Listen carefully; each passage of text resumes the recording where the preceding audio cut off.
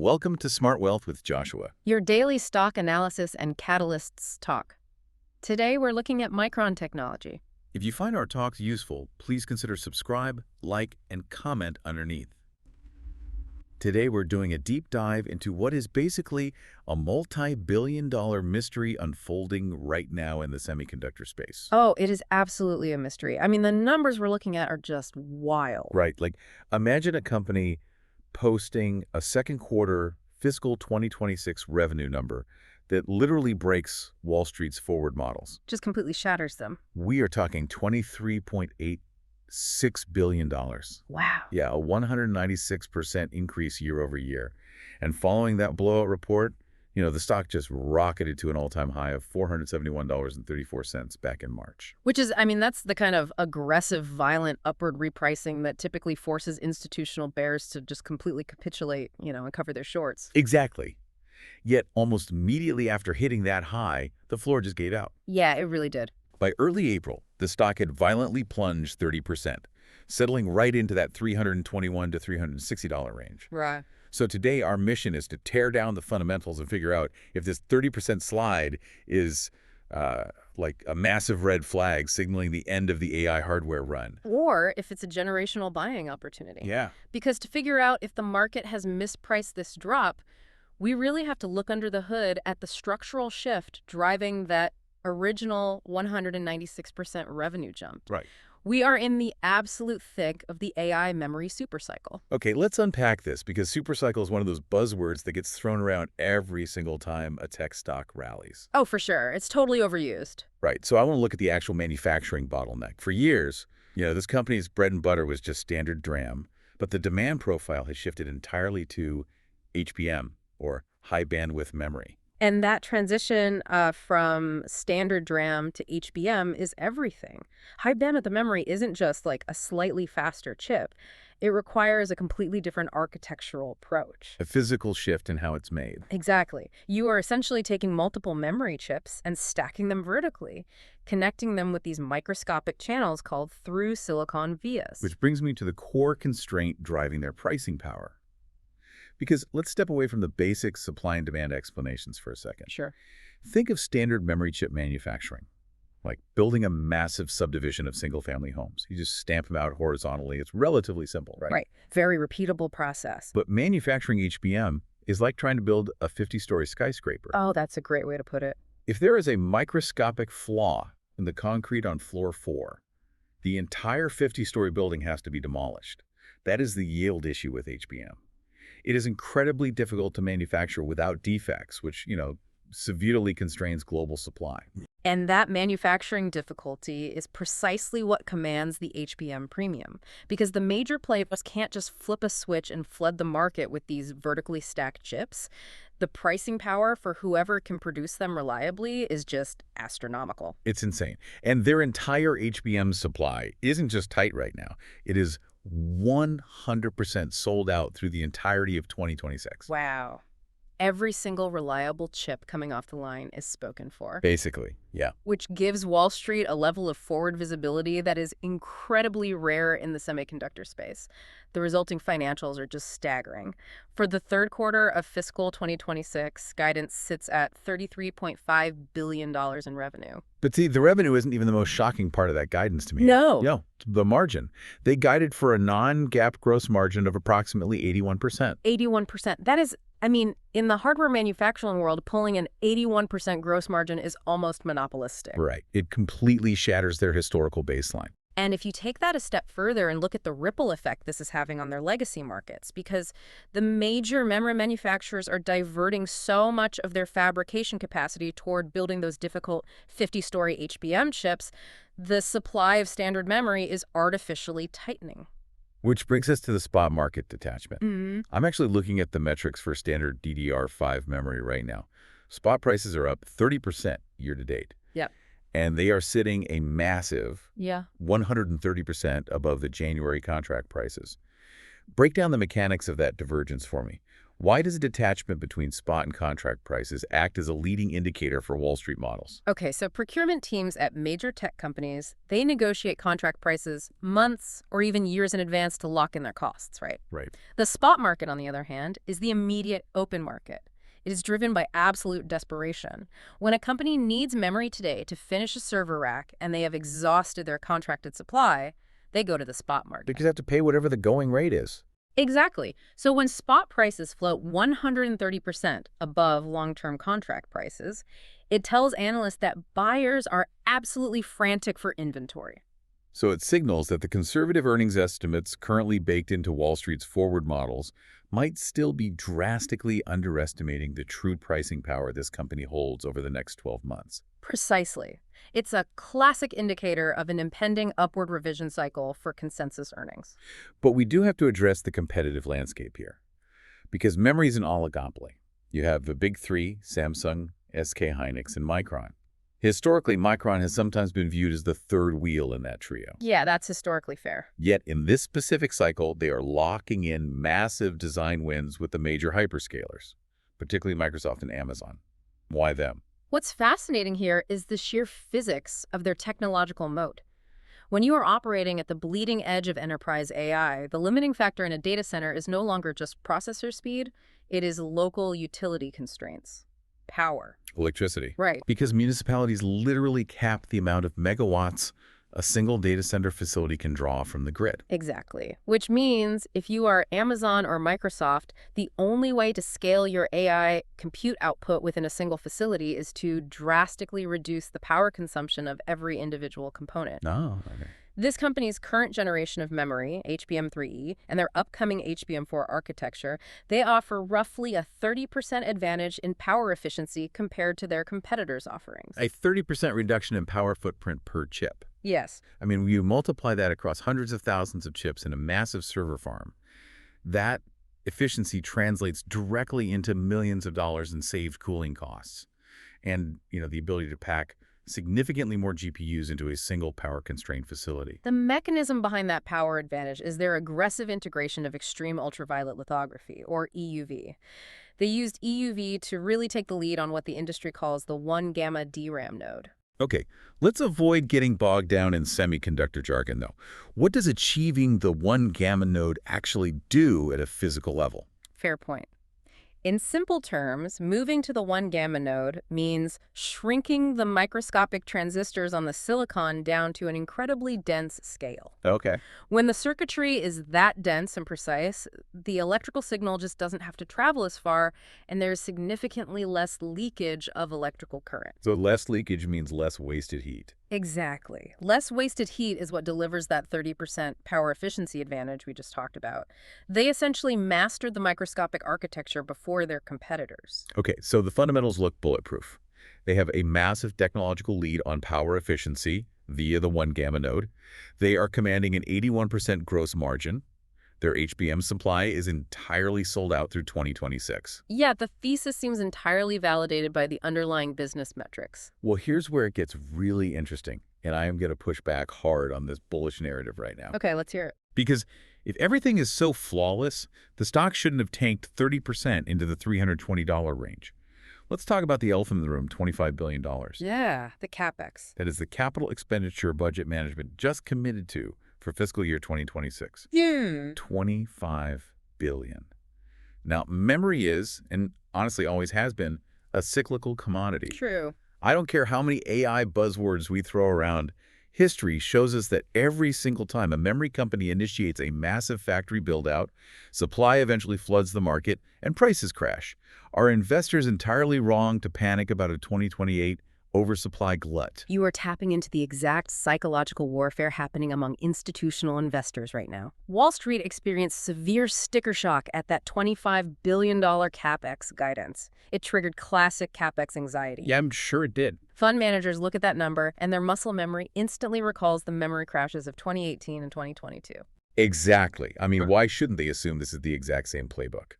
High margins lead to massive factory spending, which inevitably leads to a massive glut. Well, because the financial mechanics of this specific build-out are fundamentally de-risked in ways we have literally never seen in previous cycles. Let's look at the balance sheet risk. Okay. In previous boom cycles, memory companies built those factories on pure speculation, hoping the demand would still be there when the factories actually came online. Today, the hyperscalers, specifically companies like NVIDIA, are providing long-term supply agreements alongside massive upfront prepayments. Wait, so NVIDIA is essentially saying, we need this high bandwidth memory so desperately for our AI platforms that we will physically front you the cash to build the factory. That is the structural difference right there. They are financing the expansion with guaranteed customer money. It creates a revenue floor that completely alters the risk profile of that $25 billion spend. And that isn't the only external capitalization they're receiving. The U.S. government actually stepped in with over $6.1 billion in direct grants via the CHIPS Act. So that drastically changes the capital intensity equation. You have NVIDIA and the U.S. government absorbing a massive chunk of the financial risk. Right. And look at management's behavior as well. If the board of directors genuinely feared that this CapEx spend was going to trigger a cash crunch or a cyclical bust in 2028, they would be hoarding cash right now. Yeah, buttoning down the hatches. Instead, in March 2026, the board approved a 30% increase in the quarterly dividend. Okay, you don't hike your dividend by 30% if your internal models are warning you about an impending margin collapse. You absolutely do not. That dividend hike is a massive signal of internal confidence regarding their long-term free cash flow generation, which is exactly why quantitative sentiment scores and options market flows show the smart money heavily fading this 30% pullback. Right now, based on forward estimates, the stock is trading at roughly 5 times its peak earnings power. Give me the historical context on that multiple. Is that low? Extremely. In historical boom cycles, memory stocks typically trade at around 10 times peak earnings at the top of the cycle before they crash. At 5 times forward earnings, the market is currently pricing this stock as if the AI supercycle is already over. Which explains the really aggressive price targets we are seeing from the major desks lately. Yeah. Morgan Stanley just named them their top pick in semis and set a price target of $450. Yeah, and Wedbush went a step further. They targeted $500 a share, pointing to that unprecedented pricing power we discussed. The institutional consensus really seems to be that this drop to the 320s is the technical reset you dream of if you missed the run-up earlier this year. Yeah, the valuation dislocation is profound. But, to build a complete thesis, we can't just look at the physical risk of a factory glut. We also need to look at the software threat. Absolutely. I'm glad we're getting into this because the other major catalyst for recent volatility was the rumor mill surrounding Google's new TurboQuant algorithm. TurboQuant. So TurboQuant is a software innovation designed to optimize how artificial intelligence models process data. Specifically, it employs a technique called quantization, which essentially reduces the mathematical precision required for AI calculations. Okay, and what does that mean in practical terms? By doing so, TurboQuant is capable of compressing the memory footprint of certain AI operations by up to 83%. Hold on. 83% compression. Yes. If I'm an investor who just watched this company commit $25 billion to build new physical hardware factories, a software update that instantly shrinks memory demand by 80% sounds like an absolute existential threat to the thesis. I mean, why wouldn't software optimization entirely kill the need for all this physical HBM? Because you have to look at the velocity of AI model growth compared to the limitations of software compression. Yes, an algorithm like TurboQuant can linearly compress the memory footprint by 80%. But the foundational AI models being trained right now are growing exponentially. We are moving from models with billions of parameters to models with trillions of parameters. Oh, I see. So the volume of data being shoved through the processor is growing by thousands of percent. Yeah. Which vastly outpaces the 80% savings you get from the software side. Exactly. The math heavily favors the hardware constraint. The industry consensus is that we are hitting the memory wall. The memory wall. Yeah, it's a physical bottleneck where the GPU is basically idling because the data simply cannot be retrieved from memory fast enough. Software optimizations like TurboQuant are necessary just to keep the entire ecosystem from grinding to an absolute halt, but they cannot bend the laws of physics. They do not eliminate the structural baseline demand for physical high-bandwidth memory. That makes total sense. And if we logically connect that software compression to the broader business model, it actually brings us to a massive speculative rumor that completely redefines the valuation of the company. Because if software optimizations are getting incredibly efficient at compressing memory for smaller everyday tasks, it essentially caps the growth ceiling for standard consumer PC memory. Which leads directly to the whispers we were hearing about the Crucial brand. Right. For those unaware, Crucial is their legacy consumer brand. It is the standard memory stick you buy off the shelf to upgrade your home PC or your gaming rig. The massive rumor circulating right now is that the company is preparing to wind down the Crucial brand entirely. It's a huge shift. They are allegedly preparing to pivot 100% of their manufacturing capacity away from the consumer market, dedicating absolutely everything to enterprise AI, automotive, and industrial infrastructure. If we connect this to the bigger picture, abandoning the consumer PC market would be the ultimate catalyst for a permanent multiple expansion. The consumer memory market is the textbook definition of seasonality and cyclicality. It is highly vulnerable to macroeconomic slowdowns. Yeah, like consumers stop buying PCs in a recession, which gluts the standard memory supply, which tanks the stock. That cycle has been the anchor dragging on their valuation for a decade. Stripping away that consumer exposure to become a pure-play enterprise AI infrastructure provider would fundamentally rewrite their DNA. It would permanently remove the cyclical baggage that causes Wall Street to assign them that heavily discounted 5x earnings multiple. So what does this all mean? Let's aggregate the thesis for everyone. We have an 81% gross margin driven by the HBM premium. We have supply that is locked up and completely sold out through 2026. Yep. We have a 30% power efficiency moat driven by the 1 gamma node that is hypercritical to power-constrained data centers. We have a $25 billion CapEx spend that is heavily de-risked by U.S. government grants and NVIDIA prepayments. And that potential structural pivot away from consumer cyclicality. Right. The quantitative metrics and fundamental reality point to a bullish score of 9 out of 10. The market is currently mispricing a permanent structural upgrade as a temporary cyclical peak. It frames a highly compelling 12-month buy-and-hold strategy. But, to effectively execute that strategy, you need to know exactly when the market might wake up and correct this dislocation. Absolutely. Which means we need to translate this analysis into a concrete catalyst calendar for the next 3 months.